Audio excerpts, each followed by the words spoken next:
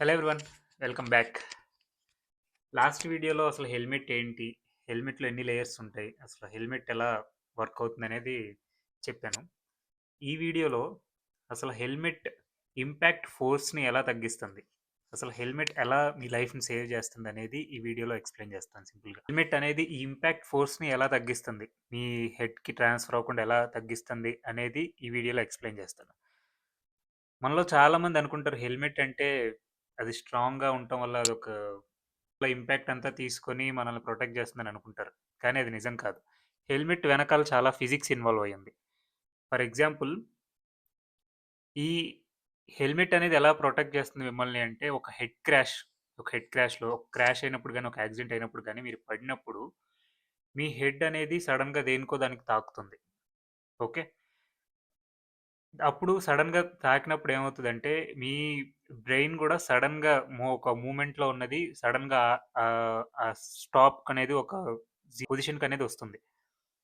దీన్ని for example చెప్తాను. మీరు బస్‌లో నుంచొని ఎళ్తున్నారనుకోండి. ఓకే. పట్టుకొని నుంచొనెళ్తున్నారు. మీరు నుంచొనున్నారు బస్‌లో. సడెన్‌గా డ్రైవర్ బ్రేకేసాడు. బ్రేకేసినప్పుడు ఏమైద్దంటే, మీరు ఇనర్షియా వల్ల బ్రేకేయటం వల్ల బస్సనేది ఆగుతుంది. కానీ మీరు గూడా ఆ బస్‌తో పాటు సేమ్ స్పీడ్‌లో ఉండటం వల్ల, బస్ సడెన్‌గా ఆగినప్పుడు మీరు సడెన్‌గా ఆగలేరు. ఎందుకంటే ఇనర్షియా వల్ల. మీరు ముందుకెళ్తారు సడెన్‌గా. ఓకే. దీన్ని ఇనర్షియా అంటాం. సిమిలర్‌లీ మన మనం బండి మీద ఎళ్తున్నప్పుడు, మన బైక్ మీద ఎళ్తున్నప్పుడు మీరు మీరు బైక్ మీద కూర్చొనుంటారు. సో, బైక్ అనేది ఒక వెలాసిటీ క్యారీ చేస్తా ఉంటది. ఆ బైక్‌తో పాటు మీరు గూడా ఆ వెలాసిటీని క్యారీ చేస్తా ఉంటారు. ఓకే. సేమ్ వే మీ హెడ్, మీ బాడీ సేమ్ వెలాసిటీతో మూవ్ అవుతా ఉంటాయి. సేమ్ వెలాసిటీతో మూవ్ అవుతున్నప్పుడు సడెన్‌గా ఆ వెలాసిటీని ఆపితే మనం, ఆ ఇనర్షియా అనేది మనకి ముందుకి ట్రాన్స్‌ఫర్ అవుతా ఉంటదనమాట. సో, సిమిలర్‌లీ ఒక హెడ్ క్రాష్‌లో సడెన్‌గా దేనికైనా తాకినప్పుడు, మీ హెడ్ అనేది సడెన్‌గా ఆగిపోతుంది. కానీ మీ లోపల ఉండే బ్రెయిన్ అనేది కరెక్ట్‌గా ఆ సిట్యుయేషన్ మీరు హెడ్ ఆగి కరెక్ట్‌గా అయితే ఆగుతుందో, అలా లోపల బ్రెయిన్ అనేది ఆ మూవ్‌మెంట్‌ని ఆగదు. ఆ బ్రెయిన్ అనేది ఆ మూవ్‌మెంట్‌ని ఆపదు. లోపల బ్రెయిన్ అనేది స్ ఒక ఫ్లూయిడ్‌లో ప్లేస్ అయ్యి ఉంటదనమాట. సెరిబ్రోస్పైనల్ ఫ్లూయిడ్ అంటారు. ఓకే. ఈ సెరిబ్రోస్పైనల్ ఫ్లూయిడ్ ఏంటంటే ఒక షాక్ అబ్జార్బర్ లాగా. సో, మీరు సడెన్‌గా ఇంపాక్ట్‌ని తీసుకున్నప్పుడు ఈ సెరిబ్రోస్పైనల్ ఫ్లూయిడ్ అనేది ఆ ఇంపాక్ట్‌ని తీసుకొని దాన్ని బ్రెయిన్‌కి ట్రాన్స్‌ఫర్ అవ్వకుండా ఉంచుతుంది. దాని యొక్క ఇంపాక్ట్, అది తీసుకునే ఇంపాక్ట్ అనేది చాలా చాలా లో థ్రెషోల్డ్‌లో ఉంటుందనమాట. ఓకే. మీరు సడెన్‌గా ఆగినప్పుడు, మీ తల దేన్నైనా తాకి ఆగినప్పుడు, లోపల ఆ ఇనర్షియా మీరు బస్‌లో నుంచొనెళ్తున్నప్పుడు బస్సు సడెన్‌గా ఆగినా మీరు ఆగట్లేదు. మీరు ముందుకెళ్తున్నారు కదా! సిమిలర్‌లీ ఈ బ్రెయిన్ అనేది కూడా ఆ సెరిబ్రోస్పైనల్ ఫ్లూయిడ్‌లో తేలుతా ఉంటది. ఓకే. అది తేలుతా ఉన్నప్పుడు సడెన్‌గా మీ హెడ్ ఆగిద్ది. కానీ మీ బ్రెయిన్ అనేది సడెన్‌గా ఆ మూవ్‌మెంట్‌ని తీసుకొని ఆగలేదు. ఎందుకంటే అదొక ఫ్లూయిడ్‌లో ప్లేస్ అయ్యి ఉంది. ఫర్ ఎగ్జాంపుల్ ఎలా చెప్పాలంటే, ఒక ఎగ్‌ని తీసుకోండి. ఎగ్‌ని గాని, ఒక జెల్లీని గాని తీసుకున్నా, ఎగ్ లోపల యోక్ అనేది ఒక ఫ్లూయిడ్‌లో ప్లేస్ అయ్యి ఉంటది. ఓకే. మీరు ఎగ్‌ని మూవ్ చేస్తే లోపల ఆ యోక్ కూడా మూవ్ అవుతా ఉంటది. మీరు సడెన్‌గా ఎగ్‌ని ఒక సైడ్ మూవ్ చేసి ఆపినప్పుడు యోక్ సడెన్‌గా ఆగదు. యోకొచ్చి ఒక సైడ్ ఆఫ్ ద షెల్‌కి తగులుతుంది గదా! సిమిలర్‌లీ మీ బ్రెయిన్ గూడా ఏమైద్దంటే, మీ హెడ్ అనేది దేనికైనా తాకి సడెన్‌గా ఆగినప్పుడు, లోపల మీ బ్రెయిన్ అనేది సడెన్‌గా అలా ఆగిపోదు. It has inertia which is carrying కదా! సో, ఈ ఇనర్షియా వల్ల ఏమవుతుందంటే సడెన్‌గా ముందుకు మూవ్ అవుతుంది.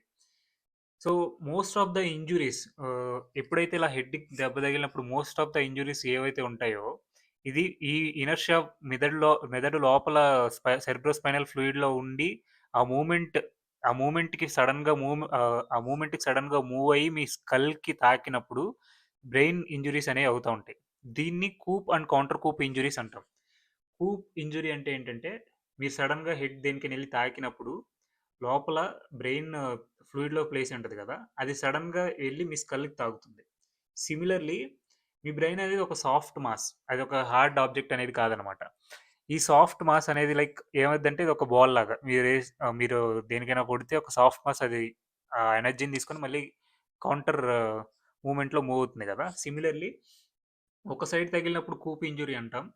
ఇంకో సైడ్ ఆహ్, బికాజ్ ఆ సాఫ్ట్‌నెస్ వల్ల అది వెనక్కి మళ్ళీ మూవ్ అయ్యి, మళ్ళీ ఇంకో సైడ్ ఆఫ్ ద పార్ట్ స్కల్‌కి టచ్ అయినప్పుడు దాన్ని కౌంటర్ కూప్ ఇంజ్యూరీస్ అంటాం. సో, ఈ most of the coup and counter coup injuries వల్ల చాలా ఆహ్, ఇది రిపోర్ట్ అవుతా ఉంటాయి. మోస్ట్‌లీ కన్‌కషన్స్ కానీ ఆర్ బ్రెయిన్ డెడ్ ఇంజ్యూరీస్ కానీ వీటి వల్ల ఎక్కువ అవుతా ఉంటాయి. ఓకే. అసలు హెల్మెట్ లేకుండా క్రాష్ అయితే ఏమవుతుంది? నార్మల్‌గా మీరు అనుకుంటారు హెల్మెట్ అనేది చాలా స్ట్రాంగ్‌గా ఉండటం వల్ల అది ఇంపాక్ట్ అంతా తీసుకొని మిమ్మల్ని ప్రొటెక్ట్ చేస్తుందని. కానీ యాక్చువల్ ఫిజిక్స్ అది కాదు. మీకు సింపుల్‌గా చెప్తాను.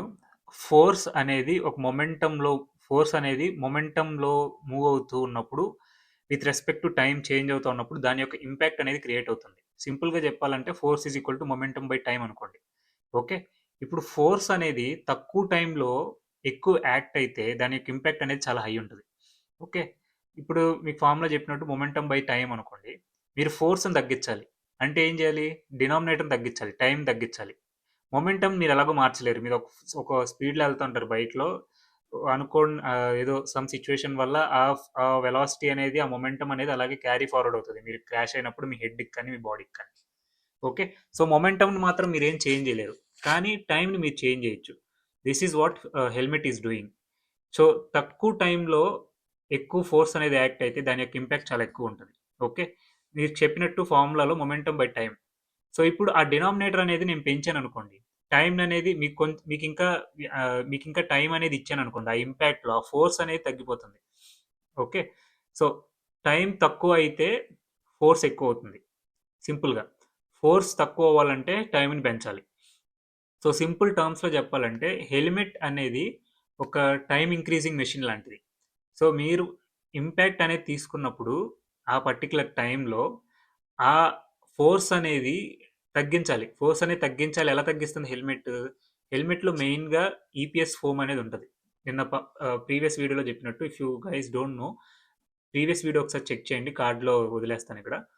సో, ఈపీఎస్ ఫోమ్ అనేది ఏం చేస్తుందంటే ఈ ఈపీఎస్ ఫోమ్ అనేది is buying you time in impact అయినప్పుడు ఏదైనా యాక్సిడెంట్ అయినప్పుడు. ఇది ఎలా చేస్తుంది? ఆ ఇంపాక్ట్‌ని తీసుకొని first of all outer shell అనేది ఆ ఇంపాక్ట్‌ని తీసుకుంటది. ఔటర్ షెల్ యొక్క మెయిన్ పర్పస్ ఏంటంటే ఒక ఫోర్స్‌ని డిస్ట్రిబ్యూట్ చేయటం. సో, ఇక్కడ ఆల్రెడీ టైమ్ అనేది సిగ్నిఫికెంట్‌గా తగ్గుతుంది మనకి. ఎప్పుడైతే ఔటర్ షెల్ అనేది ఆ ఫోర్స్‌ని మన హెడ్ క్రాష్ అయినప్పుడు ఆ ఫోర్స్ అనేది ఎప్పుడైతే డిస్ట్రిబ్యూట్ అవుతుందో ఆల్రెడీ ఫోర్స్ యొక్క ఇంపాక్ట్ అనేది సిగ్నిఫికెంట్‌గా తగ్గుతుంది. ఓకే. నెక్స్ట్ ఆ ఫోర్స్ అనేది నెక్స్ట్ లేయర్‌కి ట్రాన్స్‌ఫర్ అవుతుంది. సో, ఔటర్ షెల్ నుంచి ఈపీఎస్ ఫోమ్‌కి ట్రాన్స్‌ఫర్ అయినప్పుడు, ఈపీఎస్ ఫోమ్ ఏం చేసిద్దంటే, ఈపీఎస్ ఫోమ్ అనేది ఈ ఫోర్స్‌కి ఎక్స్‌పోజ్ అయినప్పుడు, ఈ ఫోర్స్‌కి గురైనప్పుడు, ఈపీఎస్ ఫోమ్ అనేది క్రష్ అవుతదనమాట. ఈపీఎస్ ఫోమ్ అనేది ఆ ఇంపాక్ట్‌ని తీసుకొని క్రష్ అవుతది. సో, ఎప్పుడైతే ఆ ఇంపాక్ట్‌ని తీసుకొని అది క్రష్ అవుతా ఉంటదో, ఆబ్వియస్‌లీ మీ ఫోర్స్ ట్రాన్స్‌ఫర్ అవ్వాల్సిన టైమ్ అనేది సిగ్నిఫికెంట్‌గా తగ్గుతా ఉంటది. సో, బేసికల్‌గా ఈపీఎస్ ఫోమ్ ఏం చేస్తుందంటే, ఆ ఇంపాక్ట్ తీసుకొని, ఆ ఫోర్స్ ట్రాన్స్‌ఫర్ ఏదైతే మీ స్కల్‌కి కానీ, మీ హెడ్‌కి కానీ అవుతుందో, ఆహ్, మీ మీ హెడ్ ఆర్ స్కల్‌కి ట్రాన్స్‌ఫర్ అయ్యే టైమ్‌ని ఇది క్రష్ అయ్యి, ఆ టైమ్‌ని తగ్గిస్తుందనమాట. సో, సింపుల్‌గా చెప్పాలంటే, టైమ్‌ని పెంచుతుంది. At the same time force తగ్గుతుంది. సింపుల్ టర్మ్స్‌లో చెప్పాలంటే. Force is equal to momentum by time. మీరు డినామినేటర్ టైమ్‌ని పెంచుతున్నారు by using of helmet. So, ఏమవుతుంది యాస్ ఎ రిజల్ట్ ఫోర్స్ అనేది చాలా తగ్గుతుందనమాట. సో, ఇదంతా మిల్లీ సెకండ్స్‌లో జరుగుతది. మీరెప్పుడైనా యాక్సిడెంట్ అయినప్పుడు, ఏదైనా క్రాష్ అయినప్పుడు ఇదంతా మిల్లీ సెకండ్స్‌లో జరుగుతుంది. But at the same time ఈ హెల్మెట్ అనేది ఈ ఈపీఎస్ ఫోమ్ అనేది ఇంకా ఎక్స్‌ట్రా టైమ్‌ని యాడ్ చేయటం వల్ల ఇంపాక్ట్ అనేది మీకు ట్రాన్స్‌ఫర్ అవ్వటానికి డిలే అవ్వటం వల్ల దాని యొక్క దాని యొక్క ఇంపాక్ట్ అనేది చాలా తగ్గుతుందనమాట. సో, చెప్పాలంటే ఈపీఎస్ ఫోమ్ అనేది యాక్చువల్‌గా రియల్ హీరో. అది క్రష్ అయ్యి, అది డ్యామేజ్ అవ్వకుండా ఉంటే మీ హెడ్ అనేది మీ స్కల్ అనేది డ్యామేజ్ అయిద్ది. ఓకే. ఎందుకు హీరో అన్నానంటే it's crushing, it's getting damaged. EPS foam యొక్క మెయిన్ పర్పసే అది. అది డ్యామేజ్ అవ్వలేదు, అది క్రష్ అవ్వలేదు అంటే ఆ ఫోర్స్ మీకు ట్రాన్స్‌ఫర్ అయినట్టు అర్థం. ఓకే. సో, సిమిలర్‌గా ఎగ్జాంపుల్ చెప్పాలంటే ఫర్ ఎగ్జాంపుల్ కోడిగుడ్డుని తీసుకొని గోడకేసి కొట్టారనుకోండి. ఇమ్మీడియేట్‌గా పగిలిపోద్ది గదా! సో, సేమ్ వే నేను మధ్యలో ఒక పిల్లోని పెట్టాననుకోండి. ఆ ఎగ్‌కి గోడకి మధ్యలో ఒక పిల్లోని పెట్టాననుకోండి. సేమ్ కోడిగుడ్డుని ఇసిరి కొట్టాను. ఇప్పుడు ఎగ్ బలంగా మారినట్టా? లేకపోతే ఆ ఫిజిక్స్ ఆ పిల్లో ఏదైతే మధ్యలో ఉందో ఆ పిల్లో ఫిజిక్స్‌ని మార్చినట్టా? కదా! కూడా ఇక్కడ ఫిజిక్స్ ఇన్‌ఫ్లూయెన్స్‌తో ఆ ఇంపాక్ట్ అనేది మీ హెడ్ ఆర్ స్కల్‌కి ట్రాన్స్‌ఫర్ అవ్వకుండా ఉంటది. ట్రాన్స్‌ఫర్ అవ్వకుండా చేస్తుందనమాట. సో, చాలామంది ఏమనుకుంటారంటే, నేను హై స్పీడ్స్‌లో ఎళ్ళను. నేను 30-40 కేఎంపీహెచ్ స్పీడ్‌లోనే ఎళ్తాను. సో, అందువల్ల నాకు హెల్మెట్ అవసరం లేదు అని కొంతమంది. కొంతమందేమో నా హెయిర్ పాడైపోద్ది, నాకు బట్టతలొస్తది, బాల్డ్‌నెస్ వస్తదని కొంతమంది. కొంతమందేమో లాని పోలీసుల దగ్గర నుంచి తప్పించుకోవడానికి ఎక్కడో పోలీస్ కనపడితే వాళ్ళ దగ్గర నుంచి తప్పించుకోవడానికి అట్ ద మొమెంట్ పెట్టుకుంటారు. కానీ యాక్చువల్‌గా మీరు 30 కేఎంపీహెచ్ స్పీడ్‌లో పడినా జీ ఫోర్స్ క్రియేట్ అయ్యేది మోర్ దెన్ 200-300 జీ ఉంటది. ఓకే. మీరు 40 కేఎం పిచ్‌లో పడినా మోర్ దాన్ 200-300 జీ ఉంటది. ఓకే. మన హ్యూమన్ స్కల్ విత్‌స్టాండ్ అయ్యేది impact only less than 150 G. Okay. Any force greater than 80 G impact అయితే will get a concussion. Okay. Any impact అనేది 80 G కంటే మన స్కల్ గాని తీసుకుంటే మన హెడ్‌కి కన్కషన్స్ అనేవి వస్తాయన్నమాట. ఓకే. ఇది పూర్తిగా తప్పు. చాలామంది అనుకునేదేంటంటే, నేను చాలా స్లో స్పీడ్‌లో ఎళ్తాను. సో, ఏదైనా అయినా గూడా నా హెడ్‌కి ఏం కాదు అని చాలా అనుకుంటారు. కానీ పడినప్పుడు ఆ జీ ఫోర్స్ క్రియేట్ అయ్యేది, ఆ ఇంపాక్ట్ అనేది మీకు తెలీదనమాట. సో, మీకు తెలియకుండానే ఇదంతా జరిగిద్ది. నేను నెక్స్ట్ వీడియోస్‌లో డిఫరెంట్ డిఫరెంట్ స్పీడ్స్‌కి what is the G force, అది ఎంత జీ ఫోర్స్ అనేది మీ హెడ్ ఆర్ స్కల్ మీద యాక్టివేట్ అవుతది, మీ యాక్ట్ అయ్యిద్ది అనేది కాలిక్యులేట్ చేసి సింపుల్ టెర్మినాలజీలో చూపిస్తాను. మీరు షాక్ అవుతారు ఆ వీడియో చూసాక. ఓకే. సో సింపుల్గా చెప్పాలంటే helmet is like A time buying machine at the time of impact. Impact జరిగినప్పుడు ఇది సింపుల్గా మీకు టైం అనేది ఇవ్వటం వల్ల ఆ ఇంపాక్ట్ యొక్క ఫోర్స్ యొక్క ఆ ఇంపాక్ట్ యొక్క ఇంటెన్సిటీ తగ్గిస్తాం వల్ల మీరు సేఫ్గా ఆ యాక్సిడెంట్ నుంచి నడవగలుగుతున్నారు. Okay. So this is how the physics is involved in the helmet. ఈ వీడియో మీకు యూస్ఫుల్గా అనిపిస్తే లైక్ అండ్ సబ్స్క్రైబ్ చేయండి. నెక్స్ట్ వీడియోలో అసలు డిఫరెంట్ డిఫరెంట్ స్పీడ్స్లో what is the G force, ఎంత జీ ఫోర్స్ అనేది మీ హెడ్ మీద స్కల్ మీద యాక్ట్ అవుతుంది అనేది నేను క్లియర్గా ఎక్స్ప్లెయిన్ చేస్తాను. ఆ వీడియో చూసాక మీకు అర్థమవుతుంది అసలు మీరు హెల్మెట్ 30 కేఎం పిచ్లో వెళ్తున్నప్పుడు కూడా ఎందుకు పెట్టుకోవాలి, అది ఎంత ఇంపార్టెంట్ అనేది మీకే అర్థమవుతుంది. Okay. That's it all for this video.